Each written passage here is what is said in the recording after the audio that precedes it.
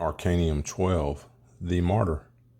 Arcanum 12 pictures a man hung by his left foot from a crossbar supported by two trees. Each tree shows the stubs of 6 cut branches. Above the crossbar shine 12 stars. The man's right leg crosses his left, depicting the numeral 4. His hands, tied with a leathern thong, make the shape of a diamond over his head. Golden coins slip from his fingers. At the bottom of the card, 2 fish swim in the sea. Symbolism and philosophy. Here we meet for the 4th time the mystic pillars of Jachin and Boaz, which we saw first in Arcanum 2, then in Arcanum 5, and again in Arcanum 10. They tell the same story wherever we find them. The spirit of man broken in two and encased in the self-imposed prison house of flesh. Arcanum 12 pictures him as he swings like the pendulum of a clock between the pairs of opposites, between God's will and his own will. The 2 pillars portrayed in this card together symbolize the tree of physical life, which the Bible calls the tree of the knowledge of good and evil. They represent the division of the human spirit into male and female. They typify the broken Adam, who became Adam and Eve, 1 in the heavenly realm, 2 in the physical. They repeat the message of Arcanum 2, duality, as opposed to unity, Arcanum 1. Upon this tree of the knowledge of good and evil, or as modern psychology calls it, the pleasure-pain principle, the human spirit hangs like a condemned man on the gallows. He swings from the gibbet of temptation, symbolized by the 6 stubs of the cut branches, referring to the message of Arcanum 6. The same number of stubs on each tree tells the prodigal that both men and women face the same problem of temptation. They also tell him that the life of the old Adam must be cut away from dependence on the tree of the knowledge of good and evil. In its place is planted the tree of spiritual life, symbolized by the 12 stars indicating its effect on all those born under the 12 signs of the zodiac. It is important to realize that Arcanum 12 represents the condition of the spirit, not the flesh. It is a symbol of a state of being. What it is that hangs that spirit upside down in this world is illustrated by the man's crossed legs, calling attention to Arcanum 4. Interpreting that card on the physical wavelength tells us that our spirit, by submerging itself in the emotional flood of the animal soul, crucifies itself on the cross of matter. From this cross, the spirit must rise triumphant. Here again, we find the great 3-4 division we have seen in the other cards. The crossed legs signify the number 4, while the arms over the head form the shape of a diamond. Referring to the gem correspondence on page 46, we find the diamond allocated to Arcanum 3. The letter G and the sign Libra corresponding to that Arcanum again tells us, as we learn from Arcanum 3, that the marriage of spirit to flesh climaxed the great problem of life, from which only the Hierophant of Arcanum 5 can save us. In our own strength, we are powerless to break its grip. This marriage hangs us upside down on the cross of matter and ties our hands so that we cannot handle divine wisdom expertly, pictured in Arcanum 12 as golden coins slipping from our grasp. Our worldly, time-bound consciousness causes us to drop these golden coins of eternal spiritual values into the ooze of material practicality as we swim about in the sea of animal emotions, pictured by the 2 fish. Sacrifice and expiation, the 2 key words of this card, sum up the story in a nutshell. Like Prometheus, the human spirit also stole creative fire from Mount Olympus and cast it down to earth. Prostituting a God-given gift to selfish ends, he devotes most of his talents to the making of money to buy himself security in a realm of insecurity. This makes him forget that he is a stranger in this world, a transient in Earth's hotel. a temporary sojourner in a far country. It binds him to the rock of materialism where the vultures of selfish thoughts tear constantly at his liver, the seat of his animal passions. And even though his liver renews itself day and night, in the end he, like the man pictured in this card, loses all his material accumulations. He cannot take them with him beyond the grave. The word expiate means to atone, either by sacrifice or restitution. Man does both. He atones for his theft of divine fire by sorrow, sadness, self-undoing, limitation, and imprisonment in the grave of his animal nature. This he must sacrifice if he wishes to be freed of the hangman's noose around his foot.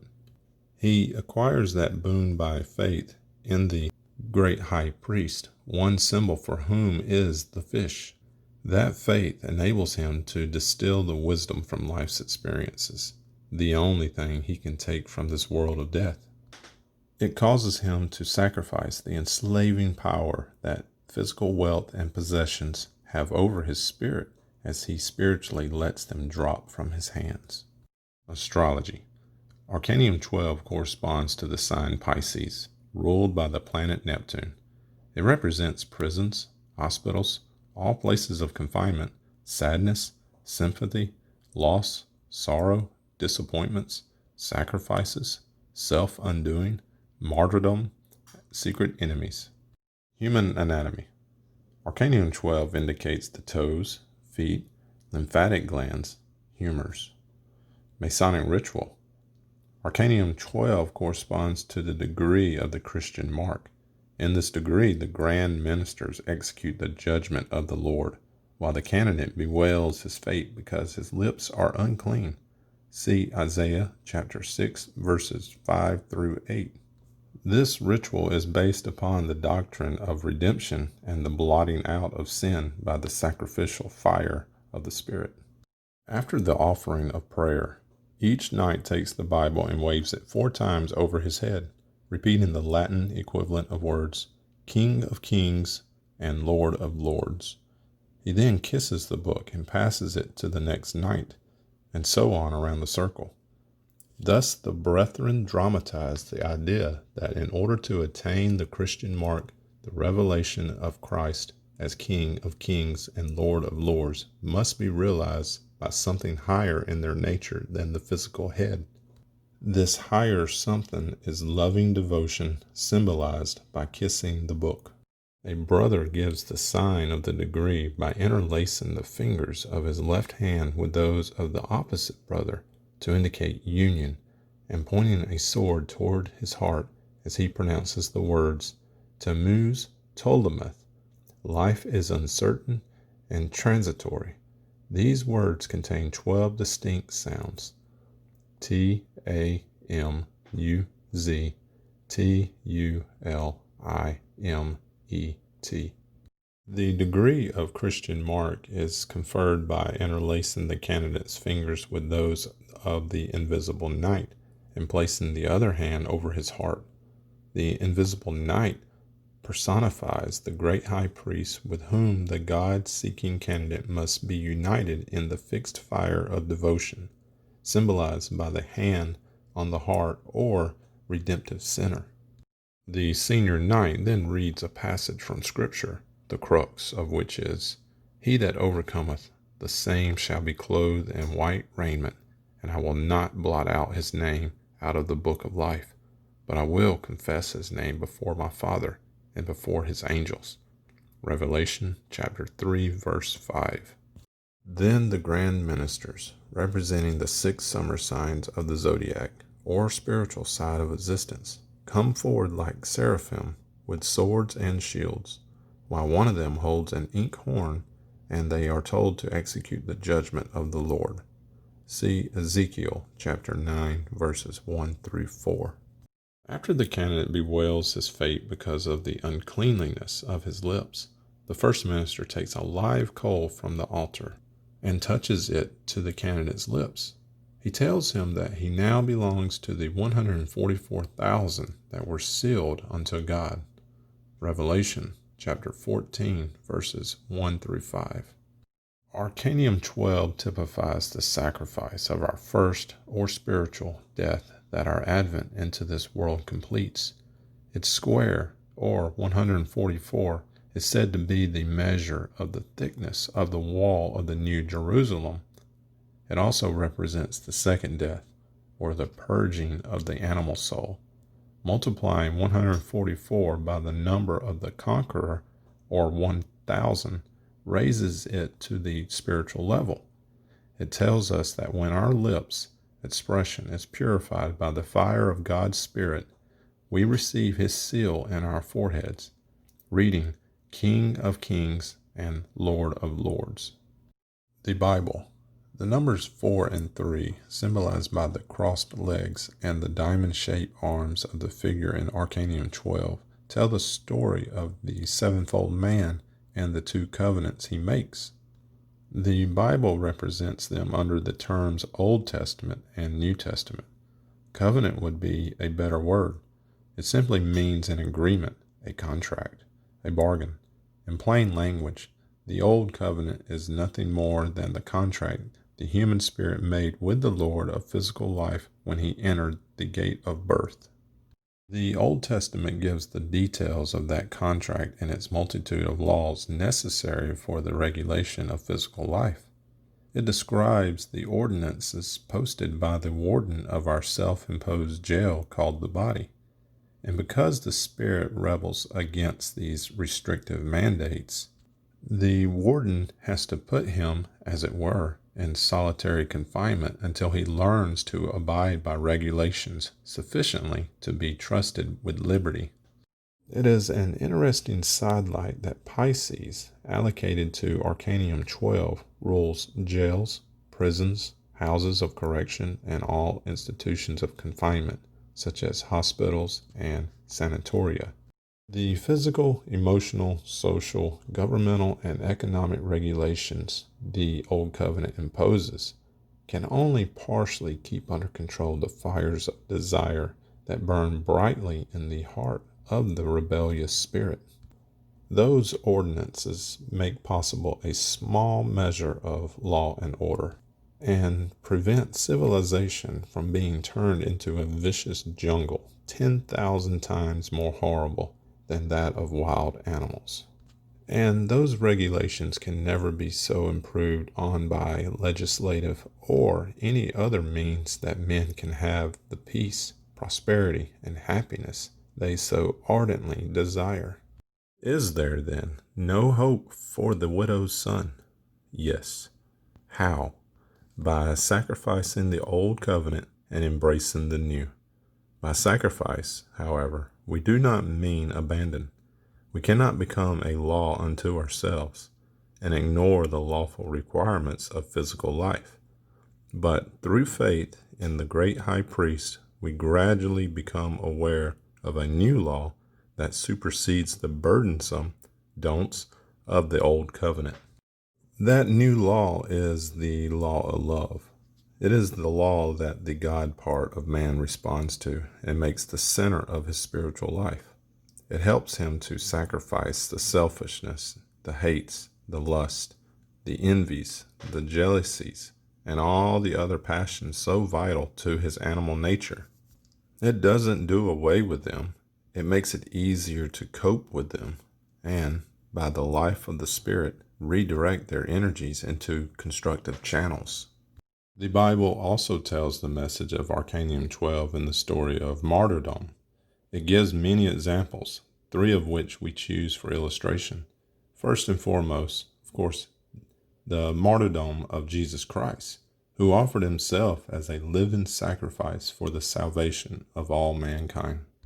The Apostle Peter is traditionally said to have been crucified upside down. The important point is not the Apostle Peter himself, tragic as was his death, but what he stands for. His name means rock, the rock of truth. All of us, as wayward prodigals, have crucified the rock of eternal truth in ourselves by making, in self-will, our covenant with death. That bargain, spiritually speaking, hangs us upside down. Our blinded mental state also ties our own hands. The blind fool considers him who walks the way of faith, who lives by the law of love, who measures his life by the golden rule, as one who is upside down. But the sage, the overcomer, even as a hermit who walks a lonely way, knows that the one who really hangs upside down is the blind fool. The new covenant we make with the Spirit of God turns us right side up and atones for the sin of rebellion by sacrificing our self-will. It restores us here and now to a happier, more harmonious, more fruitful relationship with the source of our being. Even though, like Peter, our animal nature is crucified, that crucifixion releases our spirit from the bondage of the law of spiritual sin and death. The martyrdom of Stephen, Acts 7, also tells the story of Arcanum 12. Like the martyrdom of Peter, it too, tragic though it be, means little unless we relate it personally to ourselves. As the account of a crime that took place 2,000 years ago, it stirs no emotional response within us.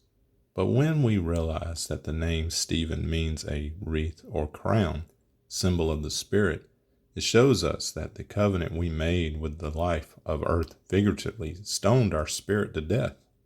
And, like Stephen, it is only when we too look up steadfastly that we see the heavens open and the great high priest standing at God's right hand. It is only when we too, upon sacrificing our self-will, say, Lord, receive my spirit, that he saves us from the corruption of our spiritual death. Judas' betrayal of Jesus and his hanging himself to death dramatizes the message of Arcanum 12. How many times good Christians seeth with righteous indignation when they think of this greatest crime in all history. How they would love to get their hands on poor Judas. What mincemeat they would make of him. But one wonders if they would be so eager to execute justice on Judas if they realize that he corresponds to their own animal soul. He represents the kiss of death in every man that betrays God. What life demands is not that we vent our spleen on the historical Judas, but that we go out of the temple of our self-will and hang our own rebellion on the tree of sacrifice and expiation. In human experience, Arcanum 12 represents martyrdom. We all now and then make martyrs of ourselves. We create our own self-undoing through our own false beliefs and desires. Like Judas, we often sell out eternal values for temporal advantages. We sacrifice the things of the Spirit to ensure our enjoyment of carnal comforts and delights. Arcanum 12 teaches us that we have to sacrifice our purely animal existence to the more noble and glorious purposes of the Spirit. The root meaning of the word sacrifice, incidentally, is not to give up, but to make sacred. Jesus cursed the fig tree, symbol of animal fruitfulness, so that it withered and died. This means nothing as a factual incident. It has value only as an allegory which tells us that our spirit must be fed on the bread of life by the Spirit of God, that the more we eat of that spiritual bread, the less food we give to the fig tree of our sensuous nature, causing it to eventually wither and die from starvation. But in that process, it does not literally die, for the Spirit redirects its energies to the nobler ends of love. In Galatians chapter 3, verses 13 and 14, the Apostle Paul contrasts the vast gulf that separates the Old Covenant from the New. He shows how the law of the Old Covenant, given by angels, can never bring forth righteousness, that salvation from the bondage of our rebellion comes only from faith in the great high priest. Note Paul's clear wording of the symbolism found in Arcanum 12. Christ hath redeemed us from the curse of the law of the old covenant, being made a curse for us. For it is written, Cursed is every one that hangeth on a tree, that the blessings of Abraham might come on the Gentiles through Jesus Christ, that we might receive the promise of the Spirit through faith. While the Mosaic Law refers specifically to criminals, mystically it signifies the spiritual death that every man brings upon himself in the apostasy from God. The blessings of Abraham are not for any special race of people on earth. As Paul says in verse 28, there is neither Jew nor Greek, there is neither bond nor free, there is neither male nor female, for ye are all one in Christ Jesus. The real blessings of Abraham are spiritual, not physical. They are free to all who wish to take them. Aphorism. Remember then, son of earth, that all the possessions you acquire in this world you must sacrifice before you can return to his house.